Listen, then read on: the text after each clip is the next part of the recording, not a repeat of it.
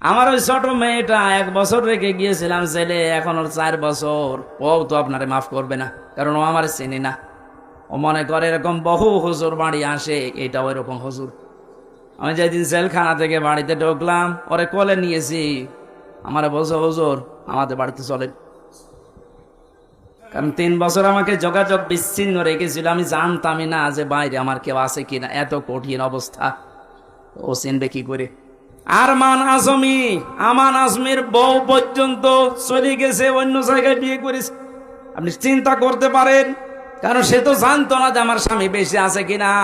এ মহিলারও কোনো দোষ নেই, কিন্তু ব্যারিস্টার আরমানের স্ত্রীটা 8 বছর পর্যন্ত টিকে ছিল, সেও তো জানতো না আমার স্বামী বেশি আছে না মারা গেছে। কত বড় কঠিন হৃদয়ের মানুষ আপনি ছিলেন। আপনি সব জানতেন যে ওকে কোথায় কোথায় রেখেছি। কত কান্নাকাটি করেছে ইলিয়াস আলীর স্ত্রী, তার সন্তান এসে। এত বড় অভিনয় করলেন কি করে? ইলিয়াসের মেয়েটার মাথায় হাত দিয়ে বলছে তোমার বাবা কোথায় আছে আমি খোঁজ করে দেখবো, অথচ তখন মারা হয়ে গেছে তার। এইরকম অভিনয় করে আপনি পার পেয়ে গেলেন দুনিয়ার মানুষের সামনে। আমি এই জন্য বলছিলাম বাংলার 18 কোটি মানুষ আপনাকে মাফ করে দিলেও ব্যারিস্টার আরমানের ইলিয়াস আলীর বউ আপনাকে মাফ করবে না। আমার 3 বছরে আমার বউ আপনাকে মাফ করবে না।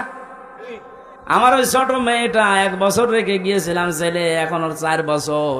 ও তো আপনারে মাফ করবে না, কারণ ও আমার চেনে না। ও মনে করে এরকম বহু হুজুর বাড়ি আসে, এটা ওই রকম হুজুর। আমি যেদিন জেলখানা থেকে বাড়িতে ঢুকলাম, ওরে কোলে নিয়েছি, আমারে বলছে হুজুর আমাদের বাড়িতে চলেন। কারণ 3 বছর আমাকে যোগাযোগ বিচ্ছিন্ন রেখেছিল, আমি জানতামই না যে বাইরে আমার কেউ আছে কিনা। এত কঠিন অবস্থা, ও চিনবে কি করে? ওই যে আদালতে প্রিজন ভ্যান ধরে ঝুলেছিল, এটা মনে হয় ভাইরাল হয়েছিল একবার।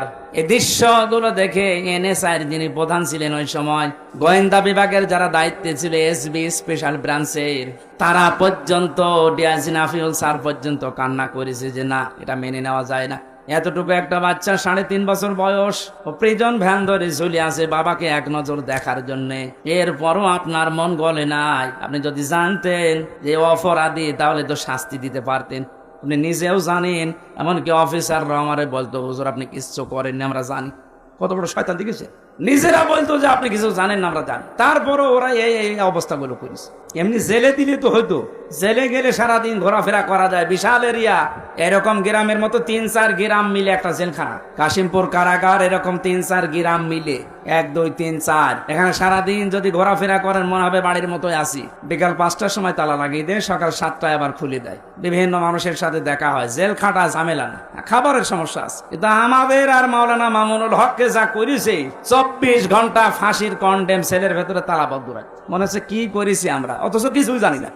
আমি আযাবুম মুহিনের কথা বলছিলাম।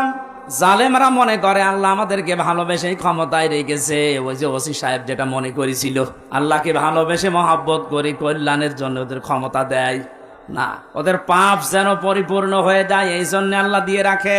আমার মনে হয় খাপের খাপ এই আয়াতটা ওদের সাথে মিলেও গিয়েছে। যখনই পরিপূর্ণ হয়ে গেছে, এত বড় বড় দল বাংলাদেশে 17 বছর বহু চেষ্টা করেছে, চুল পরিমাণ নড়াতে পারে নাই। অথচ মাত্র কিছু ছাত্র, আমার মনে হয় আল্লাহ এদেরকে আবাবিল পাখির মতো ব্যবহার করেছে। কারণ পাপ পরিপূর্ণ হয়ে গেছে, এখন আবাবিল পাখির মতো ব্যবহার করে জালেমদেরকে এমন ভাবে অপমান করেছে। দোয়া করছি মুসাফির অবস্থায়, মাজলুম অবস্থায়, অসুস্থ অবস্থায় বলছি, কারণ জেল থেকে বের হয়ে আমি এখনো পর্যন্ত স্বাভাবিক না।